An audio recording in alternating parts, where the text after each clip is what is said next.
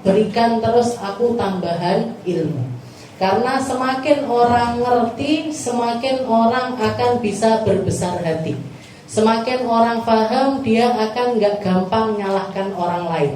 Semakin orang itu wawasannya luas, maka dia akan melihat manusia dengan segala keindahannya. Dan ketika seseorang memiliki kacamata pandang tentang makhluknya ini seperti cara Allah Ta'ala memandang, maka semua hal yang ada di dalam kehidupannya akan menjadi sesuatu yang indah. Gak ada ceritanya orang kalau benar di dalam imannya itu stres, depresi, apa orang sekarang mental illness dan lain sebagainya. Omongan-omongannya orang-orang sekarang sebagai penyebutan kata-kata yang mengekspresikan hidup saya sempit, hidup saya merana, hidup saya begini begitu dan lain sebagainya. Dia nggak akan merasakan itu ketika kenal syariatnya Nabi Muhammad. Ketika dia ngerti ilmunya Allah, ketika dia ngerti bagaimana luasnya Al-Quran dan bagaimana Allah Ta'ala menata kehidupannya setiap manusia itu dengan kesempurnaan, maka dia gak akan pernah merasakan hal yang semacam itu. Kalau ada orang depresi, para nabi-nabinya Allah Ta'ala paling berhak untuk depresi.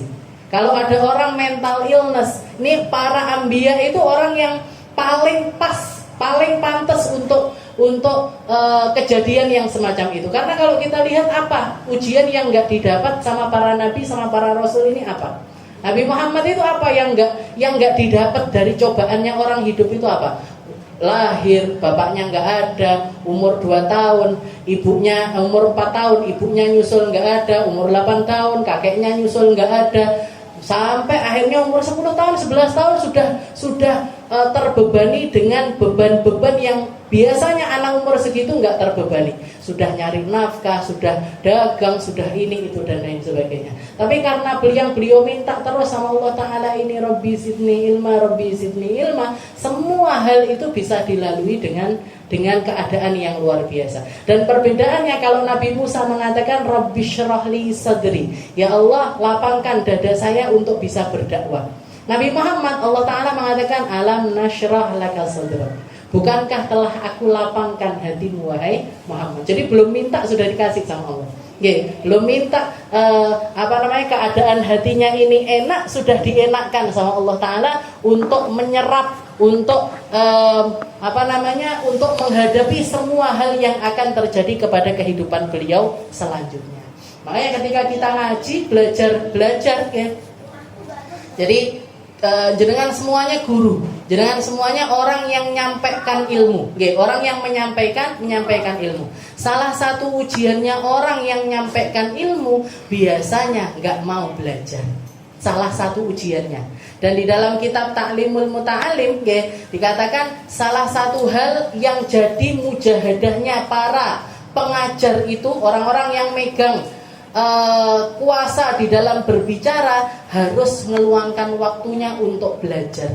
Biar apa? Biar nggak pernah merasa biar nggak masuk di dalam pengajarannya ini rasa congkak. Biar nggak masuk di dalam dirinya ini perasaan aku sing kudu.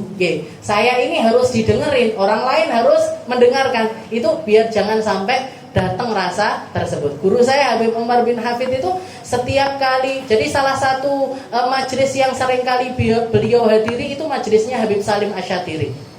Majelisnya Habib Salim di Tarim sana. Habib Salim Asyatiri itu julukannya beliau Sultanul Ulama, rajanya para ulama. Habib Umar kalau datang ke kajiannya Habib Salim dikasih mic sama Habib Salim itu dikasih mic. Bukan disuruh ngomong, karena di situ mimbarnya Habib Salim. Mimbarnya gurunya Habib Umar. Bukan dikasih mic ini bukan buat ngaji, enggak. Tapi karena Habib Umar ini kalau datang ngaji, beliau pertanyaannya paling banyak. Jadi Habib Umar itu alim, gurunya para guru, ilmunya luar biasa luas. Tapi ketika ngaji, beliau yang punya pertanyaan paling banyak ke Habib Salim. Punya pertanyaan paling banyak. Karena ya itu tadi, orang kalau sudah ngerti dengan lautannya ilmu, semakin dia ngerti, semakin merasa sedikit. Semakin dia belajar, semakin merasa kurang nih. Terus seperti itu. Jadi ketika kita ngajar, kenapa kok kita tetap belajar? Biar rasa ini tetap tetap terjaga. Rasa hati ini tetap terjaga. Rasa kita untuk ya Allah, saya ngajar, tapi saya belajar. Ya Allah, saya ngajar, tapi saya belajar. Ya Allah, saya ngajar, tapi saya belajar. Nah, itu nanti yang akan bikin perasaan hati ini stabil. Ketika kita ngajar, nah, nanti aku belajar lagi. Nah, ketika aku ngajar, dan jenengan punya kelebihan lagi, ketika kita sudah punya tempat untuk ngajar, apa yang kita pelajari bisa langsung tersampaikan. Karena ilmu itu dijaganya dengan ngajar. Jadi dan wal ilmu yasku bil infak, katanya Sayyidina Ali, ilmu itu tambah banyak kalau kita infakkan, kalau kita berikan ke orang lain. Mau itu anak-anak, mau itu siapapun, kalau kita berikan, ini ilmu tambah mancep, tambah banyak. Kita lanjutkan pembahasan kita. Kalau kemarin sudah bahas tentang bab mandi, setelah itu juga bahas tentang perkara yang berkaitan dengan orang mukallaf. Sekarang kita bahas bab yang ketiga, yaitu tentang haid. Yang pertama yang dipelajari adalah hukum mempelajari ilmu haid, nifas, dan istihadah. Bisa kita simpulkan hukum mempelajari haid, nifas, dan istihadah hukumnya adalah wajib. Ini kesimpulannya. Jadi Allah Ta'ala itu nurunkan berbagai macam ilmu. Jadi ilmu itu ada macam-macam. Dan hukum mempelajari ilmu itu juga macam-macam. Jadi ilmu itu, belajar ilmu itu, katanya Nabi Muhammad kan, talabul ilm fardhun ala kulli muslim. Fardhu itu berarti artinya adalah wajib. Bagi siapa? Bagi setiap hamba yang beriman. Hukumnya adalah wajib.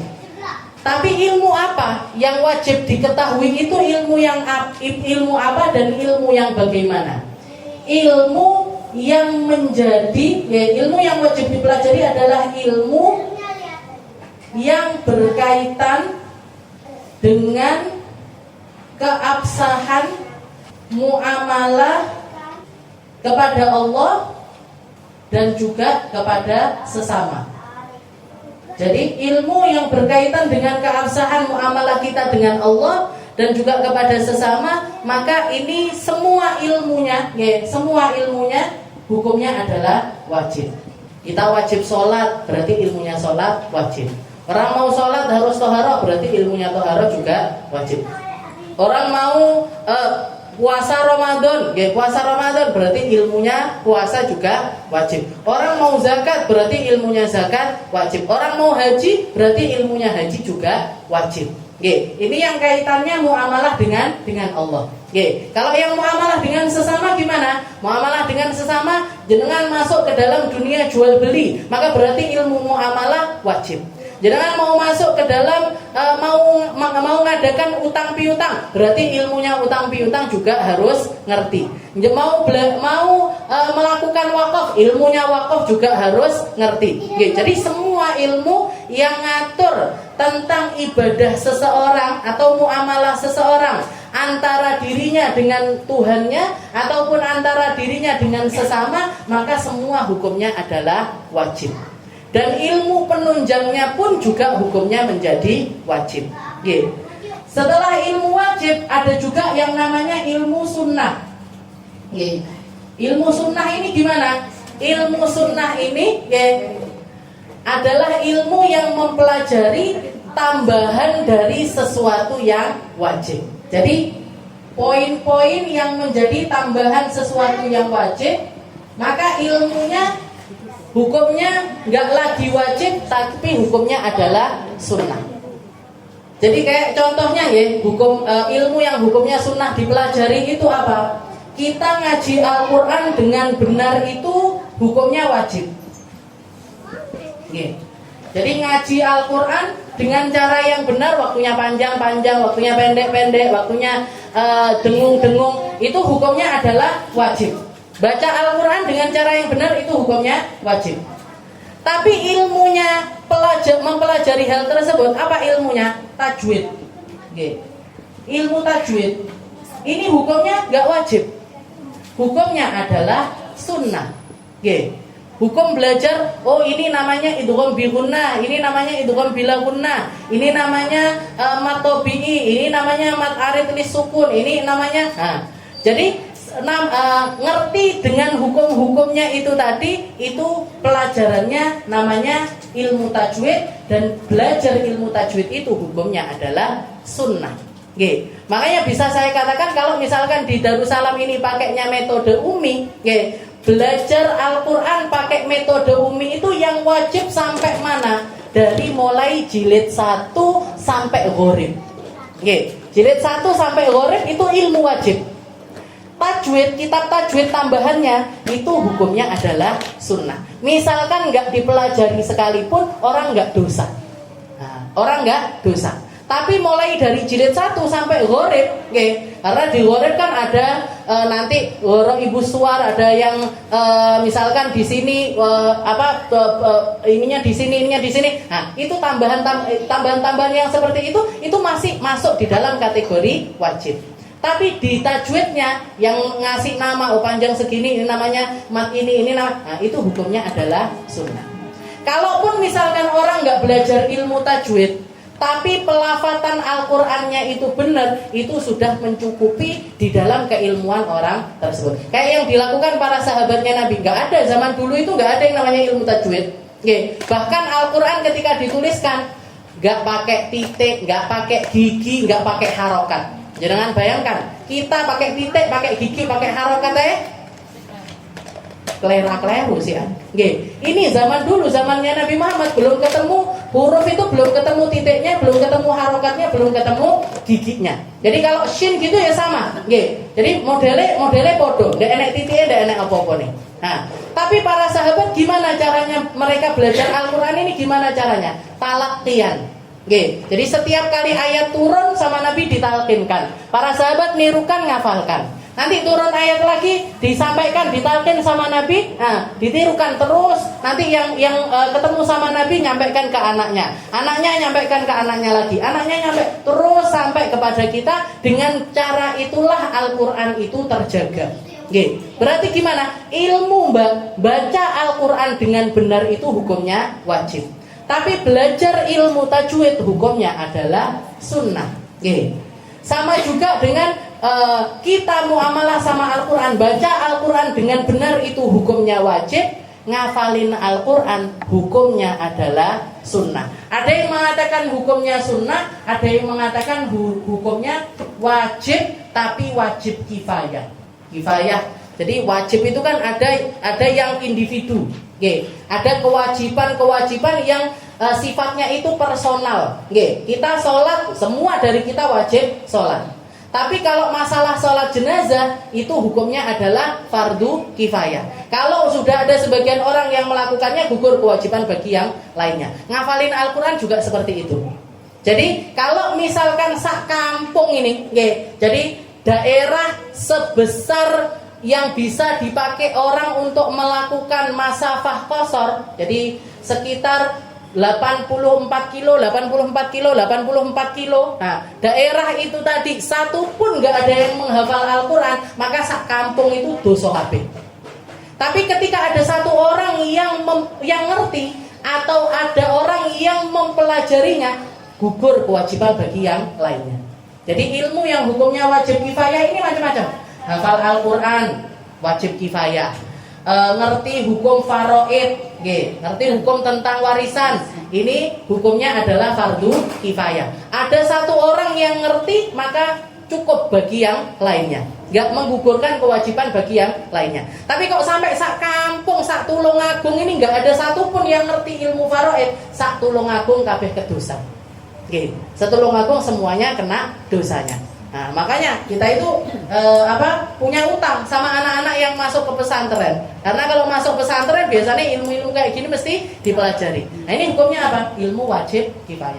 Jadi karena amaliyahnya wajib kifayah, maka ilmunya juga menjadi wajib kifayah. Jadi nggak lagi untuk perorangan, tapi gugurkan kewajiban untuk yang lainnya. Jadi ada wajib, ada ilmu wajib kifayah, ada ilmu sunnah, ada ilmu makruh. Ilmu makruh ini gimana? Ilmu makruh itu ilmu-ilmu yang kalau dipelajari itu nggak terlalu ada manfaatnya. Nggak terlalu ada manfaatnya. Maka ilmu tersebut belajarnya juga hukumnya adalah makruh.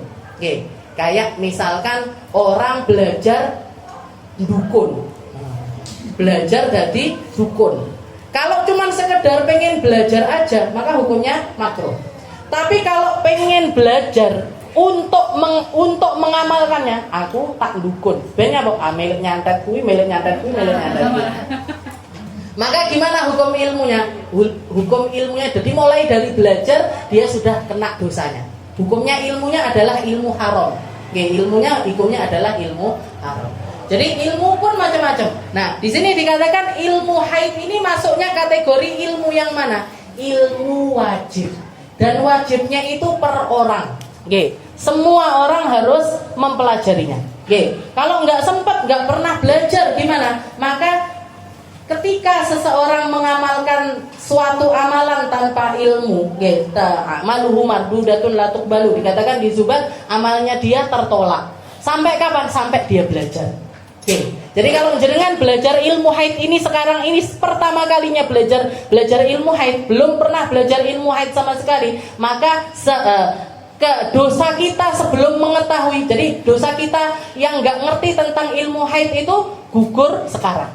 Oke. Mulai dari kita melangkah untuk mempelajarinya, di situ gugur. Kalau ada orang nggak belajar gimana? Ya selama itu juga dia kena dosanya. Kena dosanya orang yang nggak belajar ilmu. Karena katanya Imam Haddad, orang nggak belajar itu dosanya 2. Oke. Orang nggak ngamalkan itu dosanya 1. Orang ngerti kewajibannya pakai kerudung tapi nggak kudungan, dosanya 1. Tapi kalau orang nggak mau, aku mau melok ngaji, kok aku malah kudungan, malah ngerti hukumnya, oke, malah jadi tahu hukumnya, aku nggak usah datang sekalian pengajian, maka dia dapat dosa 2. Kenapa? Dosa karena nolak amal dan dosa karena nolak ilmu.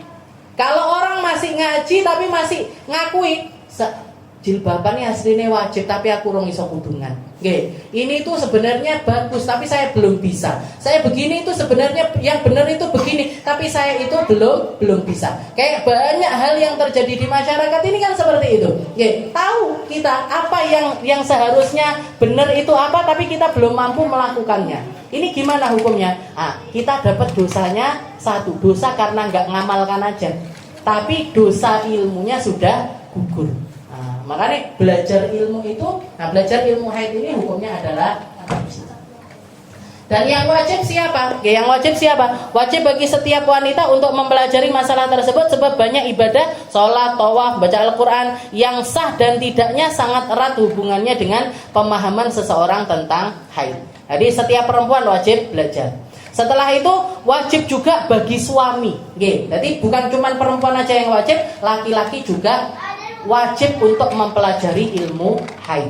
Wajib mempelajari ilmu haid sebagai bekal apa? Karena dia kan nggak haid, sebagai bekal nanti kalau punya istri, nanti kalau punya anak, nanti kalau punya cucu, maka bisa ini untuk mewanti-wanti mereka gimana cara batasan-batasan seseorang di dalam haid ini, maka mereka pun juga wajib untuk belajar. Jika dia tidak bisa, maka kalau laki-laki itu nggak ngerti, maka wajib belajar lalu ngajari istrinya. Jadi step pertama kalau ada laki-laki yang sudah punya perempuan yang dia tanggung, perempuan yang dia tanggung itu kalau nggak ibunya, saudaranya, ya anaknya, ya cucunya, ya istrinya. Nah ini laki-laki itu nanggung dosanya semua perempuan yang ada di sekitarannya. Jadi nafkah dohir wajib, nafkah batin juga wajib. Nafkah dohir ngasih makan, minum dan pakaian, tempat tinggal dan lain sebagainya. Nafkah batinnya termasuk diantaranya adalah ilmu. Nah, jadi kalau dia nggak ngerti, maka dia wajib belajar untuk mengajarkan. Kalau nggak bisa juga, dia nggak punya waktu untuk belajar, maka kalau tidak mampu belajar, maka dia harus mendatangkan orang untuk ngajari orang-orang perempuan-perempuan yang ada di sekitarnya tersebut. Kalau nggak bisa juga, maka dia nggak boleh melarang perempuan-perempuan ini untuk ngaji di tempat-tempat yang di situ ada pelajaran tentang masalah haid ini tadi. Nggak boleh dilarang. Kalau dilarang dosa. Kalau ada suami sudah nomor 1 nggak bisa, nomor 2 nggak bisa, dilarang lagi, dilarang lagi. Kita sebagai perempuan gimana? Boleh diem keluar tanpa izin suami dengan tujuan mencari ilmu tentang haid. Dengan tujuan nyari ilmu tentang haid. Tapi ngaji tok. Enggak terus bar ngaji, musko pecel, tuku bakso, tuku iki. Nah, ini enggak masuk ini. Enggak masuk list wajib. Jadi embel-embel ini enggak masuk. Jadi ngaji tok. Nggih, habis itu balik lagi. Nah, jadi boleh enggak dosa perempuan nggih. Kalau misalkan suaminya enggak mengizinkan untuk ngaji tentang ilmu haid nggih. Kalau ilmu yang lainnya enggak masalah. Nggih, kalau ilmu yang lainnya tetap wajib ditaati. Jadi kalau misalkan di situ ada pengajian masalah apa? Oh, ngajinya masalah tafsir Al-Qur'an. Oh, enggak apa-apa. Suami enggak ngebolehin kita datang, nggih. Jangan enggak usah datang dulu. Kamu di rumah aja. Harus wajib ditaati. Tapi kalau misalkan saya enggak ngerti ilmu haid, di situ lo ngajinya tentang haid. Maka suaminya enggak ngebolehin. Jenengan meneng-meneng nggih, pergi ke tempat itu tidak dihukumi dosa. Ini tidak dihukumi dosa. Jadi ini tentang ilmunya haid. Terus pengertian tentang haid. Jadi gampangnya darah wanita. Jadi perempuan itu keluar darah 3 macam. Yang pertama adalah haid. Yang kedua adalah nifas. Yang ketiga adalah istihad. Haid, nifas, istihad. Wala robi'.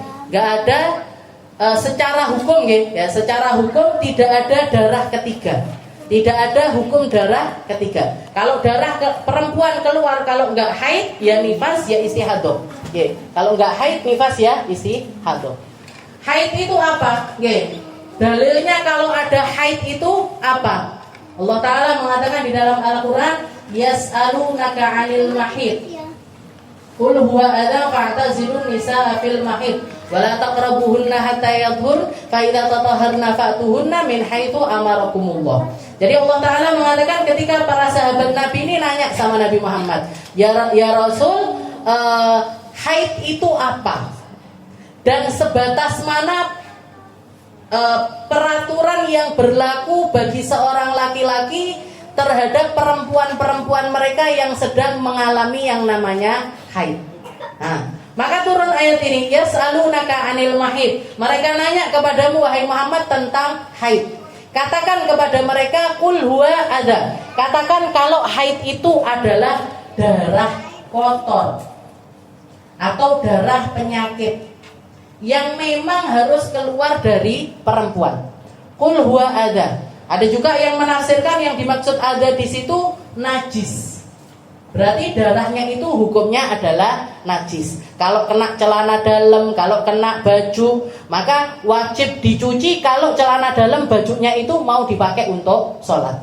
Gak sah dipakai sholat sampai warnanya, sampai aromanya, sampai rasa dari darah itu hilang 100%.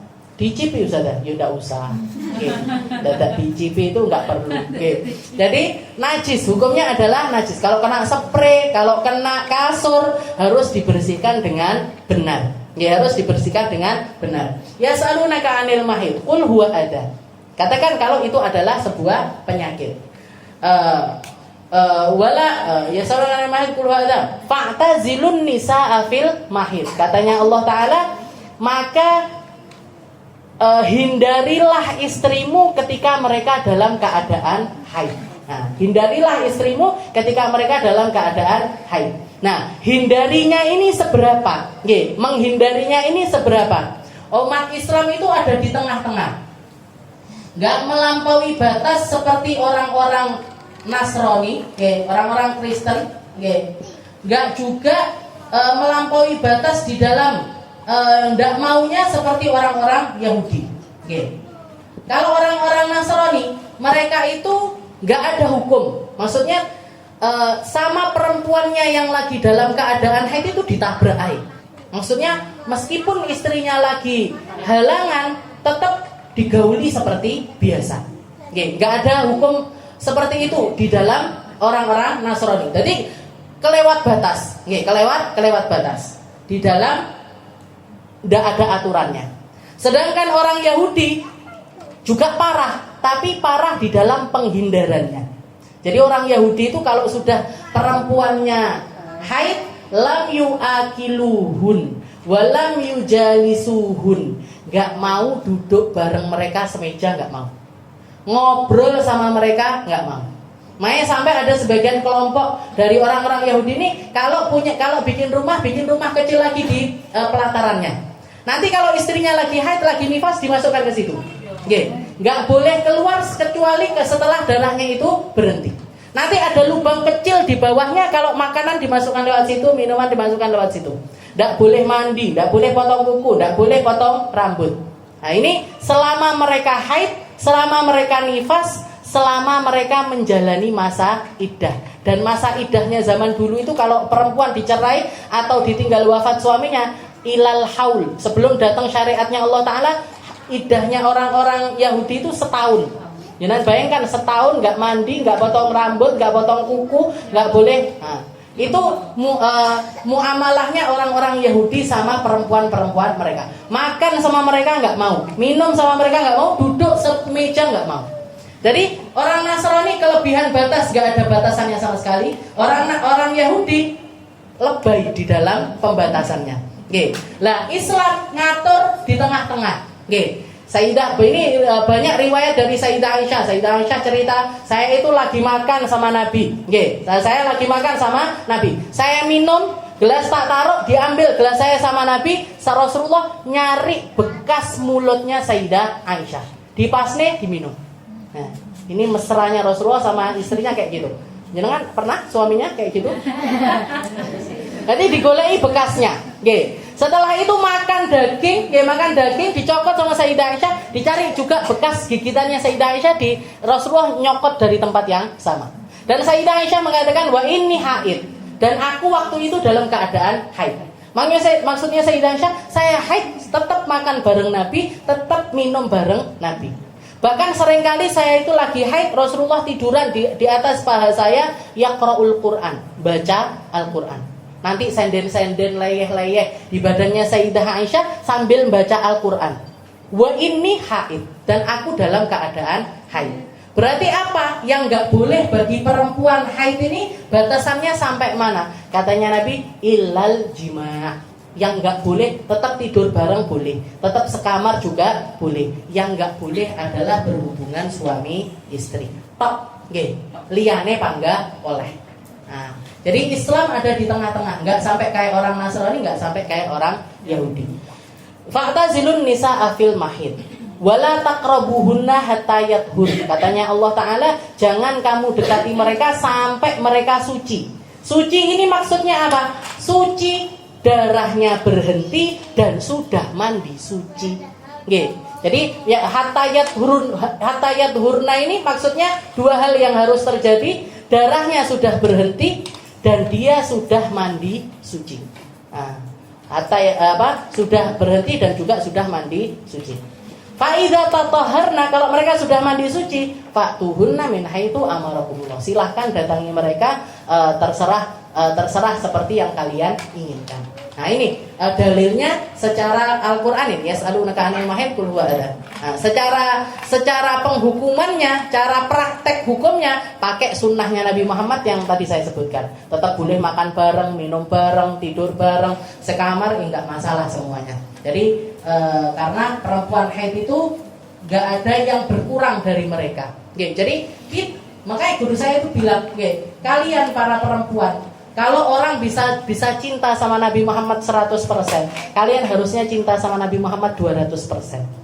Kenapa? Karena Nabi Muhammad manusia yang pertama kali bikin gebrakan untuk ngasih akses seluas-luasnya kepada para kaum perempuan di dalam kesetaraannya mereka untuk menuju kepada Allah Ta'ala. Kalaupun mereka disuruh pakai kerudung, itu untuk penghormatan bagi mereka. Kalau misalkan mereka masalah belajar dan lain sebagainya, Rasulullah SAW orang yang ngasih akses paling besar. Jadi kalau kita lihat di Madinah itu nggak sama kayak Mekah. Kalau Mekah tempatnya laki, tempatnya perempuan jadi satu. Kalau di Madinah ada babur rijal, ada babun nisa, ada pintu laki, ada pintu perempuan. Kenapa? Pintu perempuan ini dibikin sama Nabi, akses khusus untuk perempuan ini dibikin sama Nabi karena banyaknya perempuan yang pengen ngaji, pengen belajar, pengen ikut sholat jamaah. Laki-laki zaman itu masih ngekang perempuannya, maka katanya Nabi, la tamna'u ima Allah masajidallah. Jangan dilarang itu emak-emak itu, ya perempuan-perempuan itu, hamba-hamba Allah perempuan itu jangan dilarang kalau mau ke masjid, mau sholat kah, mau ngaji kah, mau kasih akses yang benar. Oke, akhirnya dijebolkan sama Nabi, dibikinkan yang namanya pintu perempuan, babun nisa. Dan Rasulullah setiap kali selesai sholat, yang diparani softnya para perempuan ditanyai sama Nabi. Ada yang mau cerita, ada yang mau curhat, ada yang sakit tak jenguk nanti, ada yang meninggal keluarganya tak takziahi, ada yang butuh sesuatu nanti tak kabulkan hajatnya. Bahkan sampai ditanya sama Nabi, ada yang mimpi sesuatu, sini tak dengerin mimpinya. Niki bojo-bojo ae ndak mungkin tekok sampai koyong ngene ini laki-laki itu ndak mungkin. Tapi Rasulullah setiap selesai sholat marani softnya perempuan, ayo siapa yang mau curhat, siapa yang mau cerita, siapa yang mau ini, dan didengarkan dengan seksama sama Rasulullah Shallallahu Alaihi Wasallam. Jadi ilmu tentang haid ini yang angkat derajatnya kita Nabi Muhammad, yang angkat derajatnya kita Nabi Muhammad lewat aturan-aturan yang dibikin sama Allah Subhanahu Wa Taala. Jadi ini haid. Setelah itu apa? Kalau pengertiannya haid itu apa? Lughatan. Secara bahasa haid itu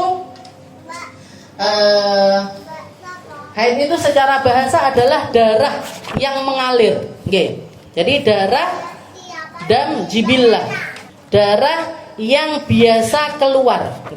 Jadi darah yang biasa keluar ini adalah haid secara bahasa. Tapi kalau secara syariat, darah yang biasa keluar dari rahim bagian atas ala sabilis sihah, dengan cara sehat tanpa sebab di waktu tertentu. Jadi kalau pengertiannya haid, dia adalah dam jibillah, darah yang biasa. Kalau normal, darah normal, gampangnya gitu, darah normal. Karena perempuan normalnya ya haid. Perempuan normalnya haid.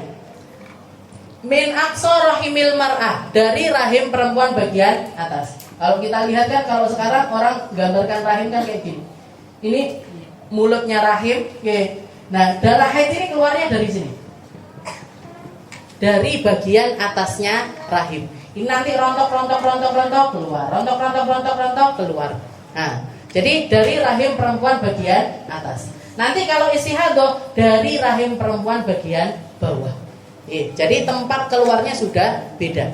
Min aqsa rahimil mar'ah. Dalam keadaan sehat. Dalam keadaan sehat ini maksudnya tanpa sebab sebelumnya. Sebab sebelumnya ini cuma satu contohnya, melahirkan. Gak ada tanda-tanda melahirkan ataupun keguguran. Kalau ada tanda-tanda melahirkan ataupun keguguran, namanya adalah darah nifas. Jadi kalau perempuan hamil 1 bulan, habis itu keguguran, nah darah yang keluar setelahnya apa? Nifas. Darah yang keluar setelahnya ada. Pokoknya sudah ada tanda ataupun perkataan dari bidan yang bilang, oh kamu hamil. Atau dia tes pack keluar garisnya 2. Nah, berarti dia sudah benar-benar hamil. Nah, terhabis itu keguguran. Nah, darah yang selanjutnya ini namanya darah nifas. Nah, jadi dengan cara sehat dan tanpa sebab ini maksudnya adalah tidak ada sebab-sebab kelahiran di waktu tertentu. Waktu tertentu ini gimana? Ada minimalnya, ada maksimal, ada kebiasaan. Minimalnya berapa? 24 jam. Maksimalnya berapa? 15 hari, 15 malam. Kebiasaannya 6 sampai 7 hari. Rata-rata perempuan haidnya 6 sampai 7 hari. Jadi minimalnya haid 24 jam. Maksimalnya haid 15 hari 15 malam. Biasanya haid 6 sampai 7 hari. Dan kebiasaan ini 6, kalau perempuan 6 atau 7 hari haidnya, maka sucinya baqiyatus syahr. Jadi sisanya bulan itu biasanya suci. Gini, Jadi kalau perempuan 30 hari ya, kalau haidnya itu 7 hari, normalnya sucinya 23 hari. Kalau haidnya 10 hari, normalnya sucinya 20 hari. Kalau haidnya 12 hari, normalnya sucinya 18 hari. Nah itu biasanya perempuan kayak gitu. Nah, tapi semua orang punya kebiasaannya masing-masing. Tapi yang pasti minimalnya adalah 24 jam, maksimalnya adalah 15 hari 15 malam. Dan 24 jam di sini, ya 24 jam di sini bisa keluar sekaligus, bisa keluar dicicil. Cash sama kredit. Jadi kadang-kadang keluarnya itu cash langsung 24 jam. Jadi dan rata-rata perempuan kayak gitu, keluar langsung biar, langsung banyak. Nanti sehari 2 hari ya, lanjut seperti itu. Tapi ada yang sedikit. Dan kadang-kadang biasanya kalau orang sekarang yang sedikit kayak gitu itu biasanya karena ada sesuatu. KB, perempuan setelah KB akhirnya jadi kayak gitu. Perempuan setelah jadi siklusnya itu berubah, entah karena obat, entah karena operasi, entah karena apa, itu biasanya akhirnya haidnya ini berubah kebiasaannya. Nah, yang dimaksud dengan minimal 24 jam itu bisa jadi lanjut seperti itu, bisa jadi juga dicicil. Maka kalau dicicil, selama dicicilnya itu lebih dari 24 jam, dalam kurun waktu kurang dari 15 hari, maka semuanya masih dianggap sebagai haid. Tapi kalau kurang dari 24 jam, meskipun harinya sampai 15 hari, maka enggak dianggap sebagai haid. Contohnya misalkan ya, ada perempuan keluar darah selama 10 hari. Keluar darah selama 10 hari, tapi perharinya itu cuma 2 jam. Perharinya itu cuma 2 jam. Ustazah, saya itu keluar darah. Gimana keluarnya? Setiap saya mau sholat duhur mesti ada darahnya. Tapi nanti jam 2 kurang setengah 2 sudah nggak keluar lagi. Setengah 2 sudah nggak keluar lagi. Habis itu asar bersih, maghrib bersih, isya bersih, sampai subuh bersih, duhur nanti jam 1 gitu lagi. Terus sampai berapa hari? Sampai berapa lama? Sampai 10 hari. Nah, keluarnya selama 10 hari. 2 jam kali 10 hari. 2 jam kali 10 hari berarti kan cuma 20 jam. Berarti cuma 20 jam. Berarti gimana ini? Keluarnya darah saya selama 10 hari ini gimana hukumnya? Semuanya adalah istihadah. Nah, semuanya dianggap sebagai istihadah. Gak ada yang haid sama sekali. Lek kadung gak sholat piye Ustazah? Kalau terlanjur 10 hari itu gak sholat sama sekali gimana? Ya sudah dikodok semua sholatnya. Selama 10 hari itu semuanya dikodok. Lain halnya kalau misalkan dia keluar darah selama 10 hari, tapi perharinya itu 3 jam. Saya keluar jam 1 keluar, nanti jam 2 tak lihat masih ada, jam 3 tak lihat masih ada, tapi jam setengah 4, jam 4 mesti bersih. Maghrib bersih, isya bersih, sampai seharian lagi bersih. Berarti kalau dihitung-hitung berapa per hari? 3 jam. 3 jam. 3 kali 10 berarti 30 jam. Gimana ini? 10 hari ini gimana hukumnya? Semuanya dianggap sebagai haid. Semuanya dianggap sebagai darah haid. Terus waktu-waktu yang dia suci ini gimana? Waktu-waktu yang dia gak keluar darah ini tadi gimana? Tetap termasuk di dalam golongannya orang yang haid. Tetap masuk di dalam golongannya orang yang haid. Walaupun ada sebagian ulama yang mengatakan haliyahnya orang iman. Istilahnya kalau misalkan kita kejadian kayak gini, duhur kelihatan keluar darah, tapi asar, maghrib, isya, subuh suci, nggak ada darah sama sekali. Gimana? Boleh nggak kita? Kan nggak enak, nggak sholat tapi nggak metu getih. Ya kan? Nggak enak kan kita nggak sholat tapi nggak keluar darah. Gimana ini? Boleh nggak kita tetap sholat? Boleh. tetap boleh sholat di waktu-waktu suci itu tadi. Tapi nanti keluar darah lagi jangan sholat. Nanti berhenti sholat aja. Kalau keluar lagi sholat aja. Terus seperti itu. Terus gitu. Nggak usah keramas. Kan nggak sampai, selama belum sampai 24 jam nggak usah keramas. Gitu. Nggak usah. Kan orang haid nggak perlu ngodoi sholat. Tapi kalau ini yang 10 hari tidak sampai 24 jam tadi semuanya dikodok. Ini haliyah. Haliyah itu yang dilakukan sama orang yang istilahnya punya rasa aku kok nggak enak, nggak sholat tapi darahnya ini keluar terus. Tapi kalau misalkan dia takut kalau semuanya ini bakalan jadi haid, kalau dia takut kalau semuanya bakalan jadi haid, maka yang istilahnya tidak sholat juga nggak apa-apa. Nggak sholat tidak apa-apa.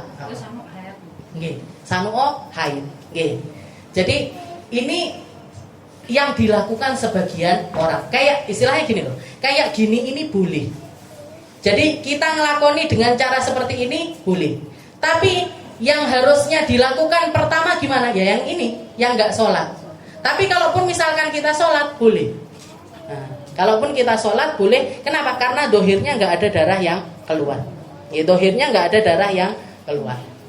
Tapi kalau misalkan kita takut, mamang dan lain sebagainya, kok sehari 3 jam, kalau ini sampai 10 hari pasti otomatis 24 jam. Ya sudah, nggak sholat semuanya. Dan kalau misalkan kita puasa di hari-hari ini, puasanya ya panggah wajib diqodho. Kalau sholat orang haid kan nggak wajib ngodoi sholat. Katanya Sayyidah Aisyah, amarona Rasulullah nyuruh kami untuk ngodoi mafatana minas siyam, untuk mengkodoi apa yang kami tinggalkan dari puasa. Tapi nggak nyuruh kami untuk mengkodoi apa yang kami tinggalkan ketika kami haid. Kita kalau lagi haid, suci dari haid kan, haid pitung dino, dikodoi pitung dino kan enggak. Yang dikodoi kalau yang kita tinggalkan adalah puasa. Jadi niki untuk 24 jam. 24 jam ini bisa lanjut terus menerus, bisa juga kayak gini. Jadi tinggal ngitung aja.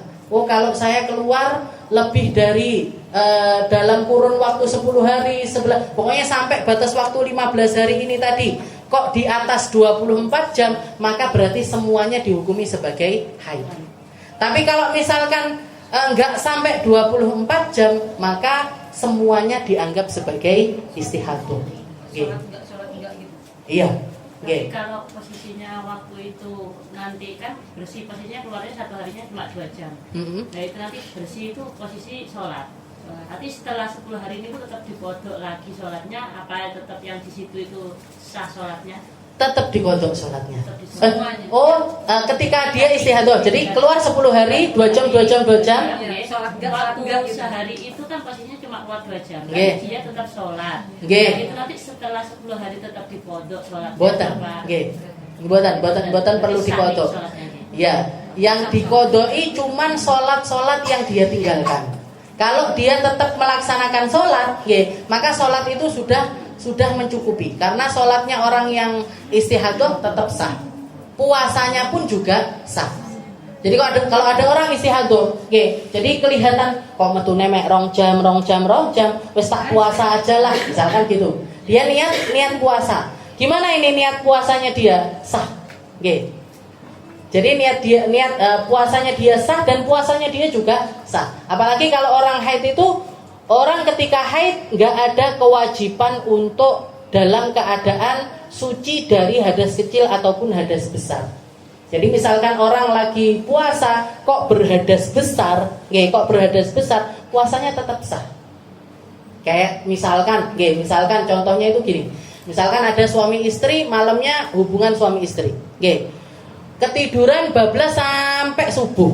Nggih, ketiduran bablas sampai subuh, belum mandi, nggih, belum mandi. Jadi mandi bersih, mandi junubnya itu setelah azan subuh. Berarti kan ini ada satu waktu dari puasanya yang dia ini dalam keadaan berhadas besar. Gimana ini? Sah apa enggak puasanya? Sah. Nggih.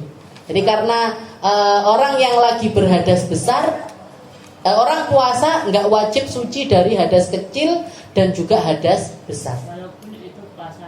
Walaupun itu puasa fardu. Nggih, yang penting malamnya sudah mabit niat. Nggih, jadi malamnya sudah mabit niat. Nggih, ketiduran sampai misalkan setengah 5 apa jam 5 sudah adzan subuh. Nah, mandinya setelah subuh nggak masalah. Sholatnya puasanya tetap hukumnya sah. Jadi ini ada haid itu ada minimalnya 24 jam, maksimalnya durasi, maksimalnya durasi 15 hari 15 malam. Jadi 15 hari 15 malam ini berturut-turut, bukan dipetiki. Jadi misalkan, saya keluar darah 2 hari, suci 2 hari, keluar lagi 2 hari, suci lagi 2 hari, keluar lagi 2 hari, nah, sampai lebih dari 30 hari misalkan. Oh berarti gimana ini semuanya apa? Haid, nggak bisa. Yang sampai batas 15 hari yang haid, yang sisanya adalah istihadah. Yang sisanya adalah istihadah. Jadi 24 jam minimal maksimal durasinya 15 hari, biasanya 6 sampai 7 hari. Biasanya 6 sampai 7 hari. Ini tentang haid. Jadi kalau di sini penyebutannya adalah darah haid adalah darah yang keluar dari farji kemaluan seorang wanita pada waktu-waktu tertentu, bukan karena setelah melahirkan. Untuk mengetahui darah haid dengan mudah ada rumus atau kaidah yang harus dimengerti terlebih dahulu.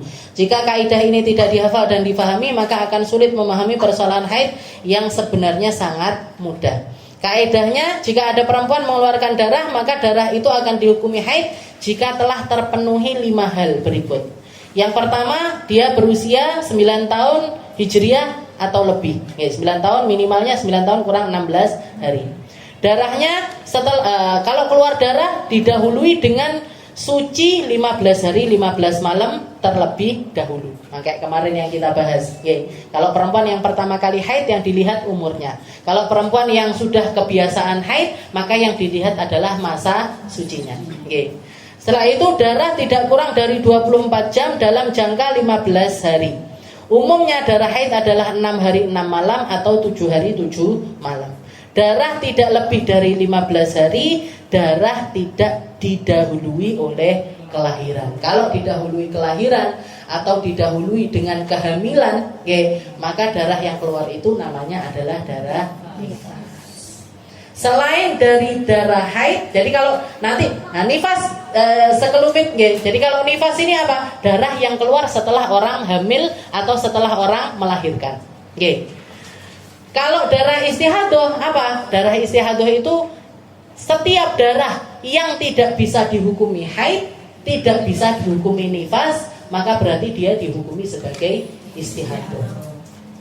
Dan istihadah ini sholat wajib dan juga sah buat mereka. Puasa wajib dan sah untuk mereka.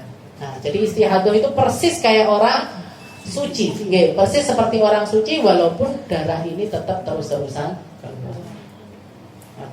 Paham nggih? Nah, ini untuk pemahaman tentang pengkategoriannya darah.